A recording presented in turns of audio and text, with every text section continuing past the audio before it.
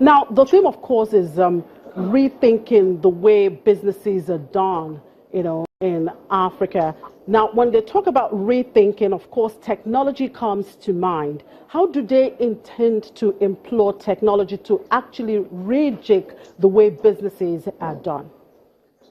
Well, straight to one of the biggest success stories Africa has had in the last 10 years, that's M-Pesa in Kenya, and which was done via the banking system, Safaricom, what have you. That was a major success. We've seen some digital revolution and impacting positively in financial services in Nigeria, for example, and you will see that spreading across a number of frontiers in sub-Saharan Africa. This is something that is being discussed. New digital technology is coming in place, improving what you call financial inclusion, bringing more women and rural people into the financial services space, whether it's stock market or banking services or SMEs or providing mobile wallets for farmers in the northeastern part of Nigeria or elsewhere. So electronic wallets are becoming very, very big.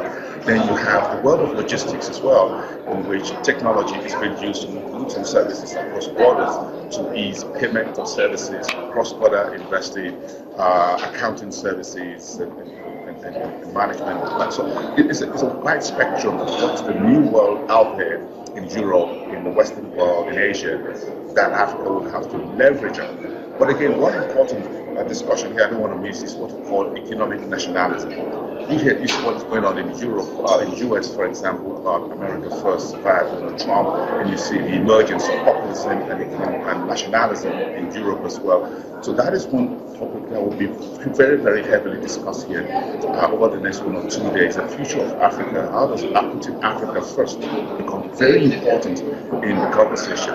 We can't ignore in Africa what the new administration in Washington is talking about and the push for new economic relationships and frontiers, whether between the Asia Pacific and the Europe, because some of the existing cross-border trade relationship is being cancelled or being reviewed by the Trump's administration in North America, Latin America, and Europe. So there are new deals being considered, and Africa can't just sit back and watch these deals being crafted without being part of that conversation, that new frontier, because it's a new world order as we may know it.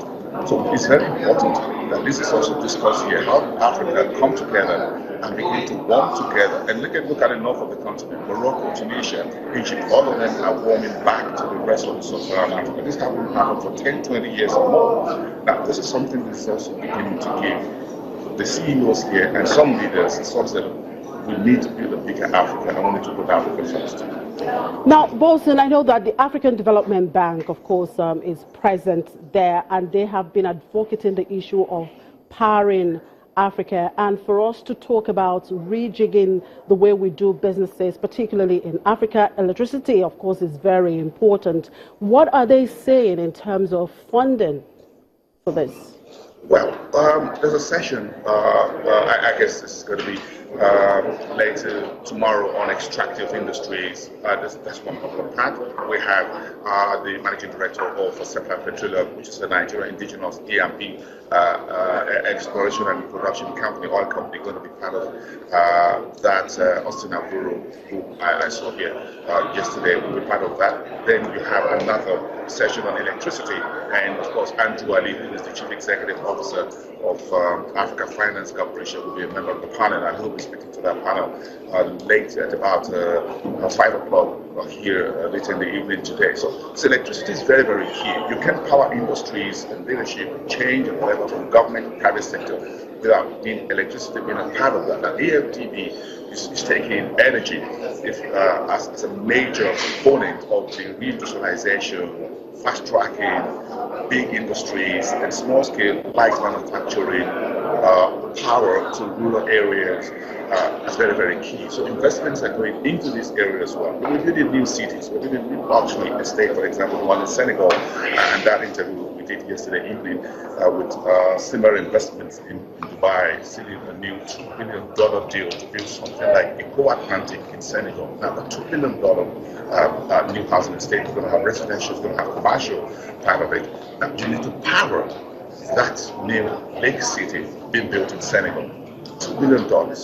imagine the amount of electricity or energy that you need to build that city. Aquatic will require massive, that is probably currently under construction in Lagos, will require massive power for that residential, commercial, whatever facility, housing thousands and thousands of people on a daily basis living and working there. So all these are coming across the West Coast, and it's happening elsewhere in Africa, in Ethiopia as well. So you need energy, sustainable energy, off-grid, mini-grid, on-grid facility that will help you launch this major housing estate that will give Africa the kind of scenery and the economy that you see in Dubai and elsewhere.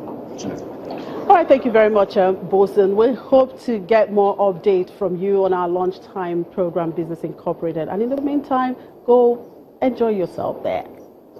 Thank you very much. We move on now to the markets. At the stock exchange last week, the all-share index advanced for the third consecutive week, rising 1.64% in the week to close at 25,653.16 points. Last week's gain reflected investors' reaction to reduced level of apprehension in the macroeconomic environment, further supported by the confluence of encouraging news ranging from moderation in February inflation rate to steady accretion to the foreign reserves, which currently stands at a 15-month high of $30 billion. Our total volume traded increased by 0.56% to 1.03 billion shares. The value of trades declined by 35.98% to 7.98 billion naira in 13,441 deals. Now, at the NASD market, the unlisted securities index went up on Friday to close at 617.34 points. The market capitalization finished at 417.77 billion naira. 1.7 million was the volume traded, with the value at 6.48 million naira. The number of deals was 10. Well, we'll take a quick break now. When we return, we'll look at the Nigerian energy market. Do stay with us.